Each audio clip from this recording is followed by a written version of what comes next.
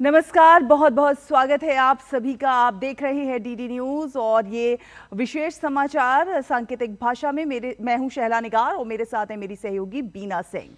शुरुआत करेंगे हेडलाइंस के साथ। देश मना रहा है 77वां गणतंत्र दिवस। कर्तव्य पथ पर होगा सैन्य शक्ति और सांस्कृतिक विविधता का भव्य प्रदर्शन।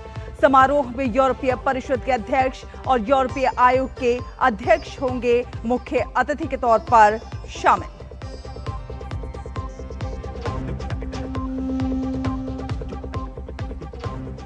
गणतंत्र दिवस की पूर्व संध्या पर राष्ट्रपति का देश के नाम संदेश। आर्थिक भविष्य को आकार देने की यात्रा में आत्मनिर्भरता और स्वदेशी को बताया मार्गदर्शक सिद्धांत।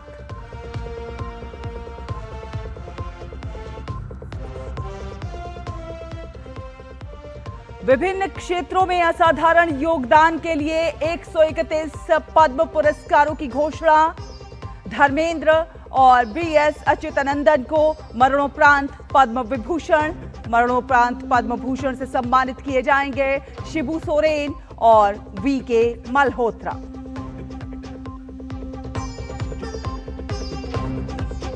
अमेरिका में बर्फीले तूफान से जनजीवन प्रभावित। 10 लाख से अधिक लोगों के घरों में बिजली गुल। कम से कम 12 राज्यों में आपातकाल की घोषणा।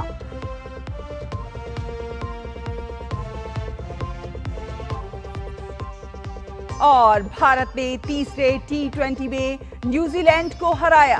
5 मैच की सीरीज में भारत को 3-0 की अजेय बढ़त।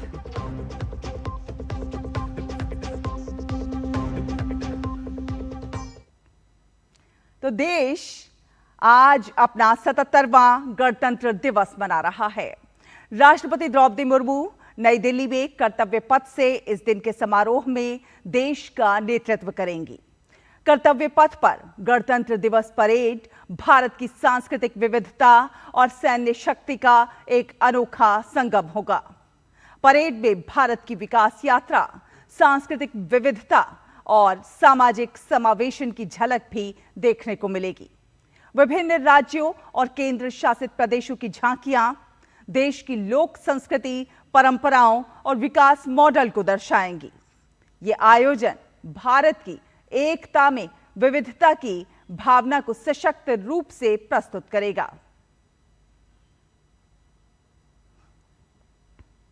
77वें गणतंत्र दिवस समारोह में यूरोपीय संघ के दोनों प्रमुख नेता मुख्य अतिथि हैं।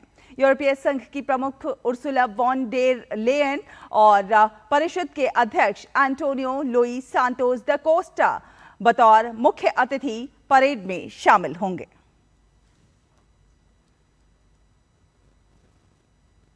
सतहत्तरवें गणतंत्र दिवस के अवसर पर देश भर में सुरक्षा कड़ी है। खास तौर से दिल्ली एनसीआर में प्रशासन चप्पे चप्पे पर नजर बनाए हुए है। कर्तव्य पथ पर होने वाला गणतंत्र दिवस समारोह शांतिपूर्ण और सुरक्षित तरीके से संपन्न हो जाए, इसके लिए दिल्ली पुलिस ने बहुस्तरीय सुरक्षा व्यवस्था लागू की है। दिल्ली से सटे राज्यों के बॉर्डर पर कड़ी तलाशी अभियान चलाया जा रहा है।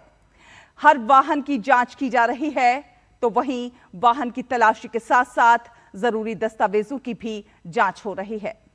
सिर्फ बॉर्डर ही नहीं, बल्कि दिल्ली और एनसीआर में जगह जगह पर बैरिकेडिंग लगाकर सघन चेकिंग हो रही है। गणतंत्र दिवस के मौके पर सुरक्षा निगरानी को और मजबूत बनाने के लिए तकनीक का सहारा लेते हुए एआई टेक्निक से लैस स्मार्ट चश्मों और सीसीटीवी कैमरों जैसी आधुनिक प्रणालियों का इस्तेमाल किया जा रहा है। 77वें गणतंत्र दिवस की पूर्व संध्या पर राष्ट्रपति द्रौपदी मुर्मू ने राष्ट्र को संबोधित करते हुए देशवासियों को शुभकामनाएं दी। उन्होंने गणतंत्र दिवस को भारत के अतीत, वर्तमान और भविष्य की दिशा का अवलोकन करने का अवसर बताया है।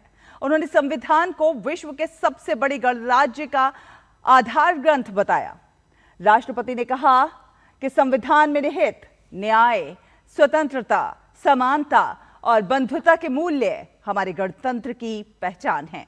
उन्होंने कहा कि देश के आर्थिक भविष्य को आकार देने की यात्रा में आत्मनिर्भरता और स्वदेशी मार्गदर्शक सिद्धांत हैं।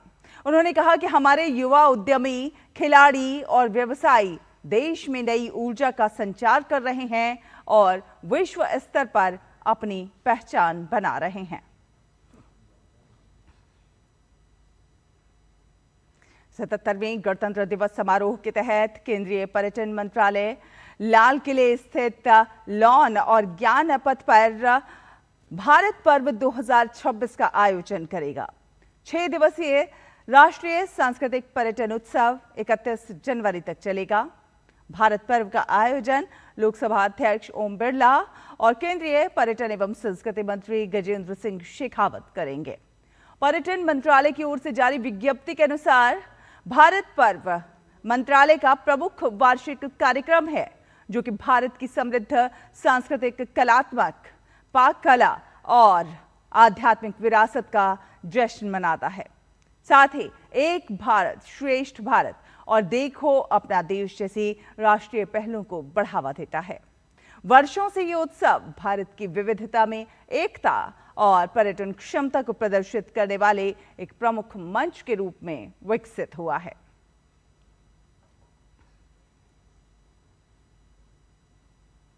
गणतंत्र दिवस के अवसर पर देश भर की इमारतें तिरंगे के रंग में रंग गई हैं।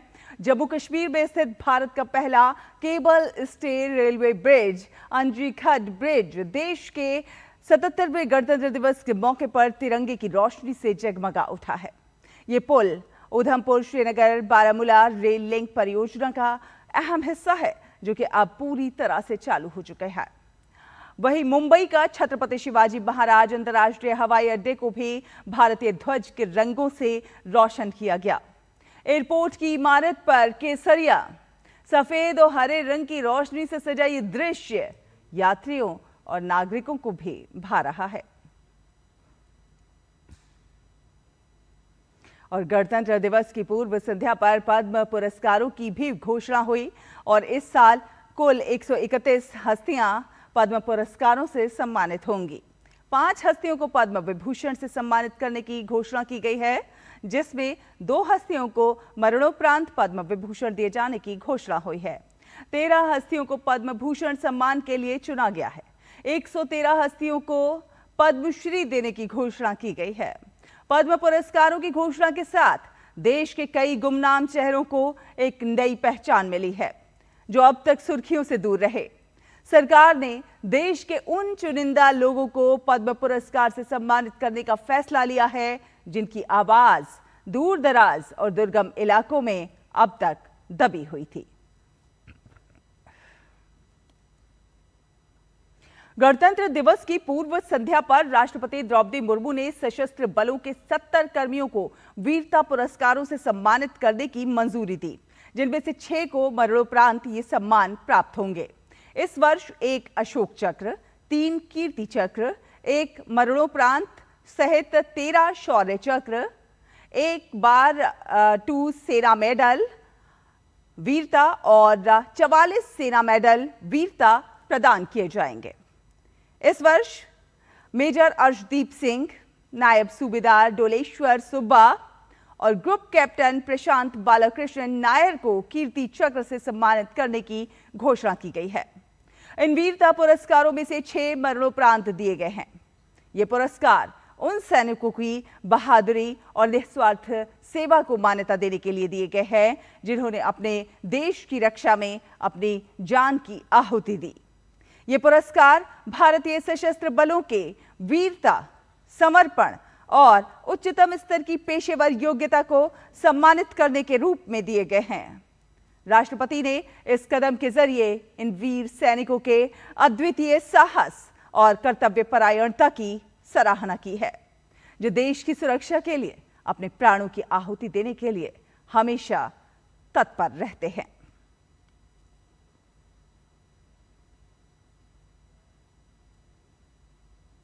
और अब बात खेल की।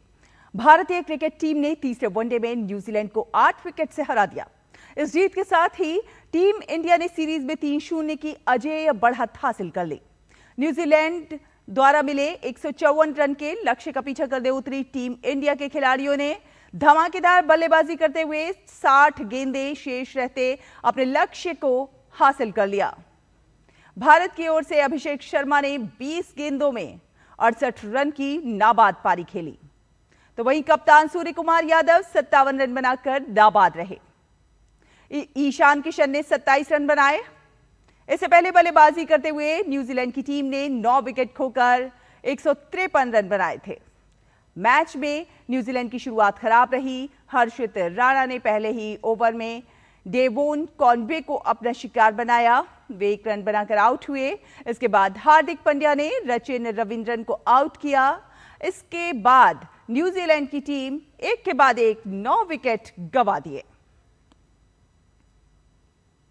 इसी के साथ सांकेतिक भाषा के इस विशेष बुलेटिन में फिलहाल इतना ही। मुझे, बीना को और हमारी पूरी टीम को दीजिए अनुमति। नमस्कार।